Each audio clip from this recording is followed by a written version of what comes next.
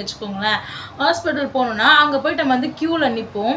க்யூலையோ plus ஏதோ மருந்து வாங்குற இடத்துலையோ எங்கேயோ இடத்துல நிற்கணும் அப்படின்னா அப்போ என்ன நடக்கும்னா, ஏம்மா தனியாக கூட்டிகிட்டு வந்திருக்க, ஏன் உங்கள் வீட்டுக்காரர் இல்லையா, ஏன் பையனுடைய அப்பா இல்லையா, எங்கே போனாங்க, என்ன ஆச்சு அப்படின்னு சொல்லிட்டு அந்த மாதிரி வந்து கேள்வி கேட்பாங்க.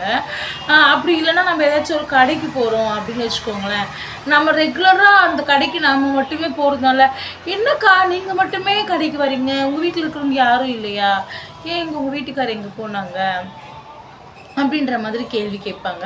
இப்போ நம்ம பஸ்ஸில் போனோம் அப்படின்னு வச்சுக்கோங்களேன், பஸ்ஸில் போனோன்னா பக்கத்து வீட்டில் இருக்கிறவங்களோ இல்லை பக்கத்து சீட்டில் இருக்கவங்களோ இல்லை நம்ம நின்றுக்கிட்டோ போனோன்னா குழந்தைய தூக்கி இடுப்பில் வச்சுக்கிட்டோ இல்லை கையில் பிடிச்சிக்கிட்டோ போனோன்னா, ஏம்மா யாரைனா கூட்டின்னு வர வேண்டியதானே, ஏன் உங்கள் வீட்டுக்காரர் எங்கே போயிருக்காங்க, ஏன் வரலைங்களா அப்படின்ற மாதிரி பல கேள்விகள் கேட்குறாங்க. அதுக்கப்புறம் வந்து என்னென்னா நம்ம வந்து ஏதோ சூழ்நிலையிலையோ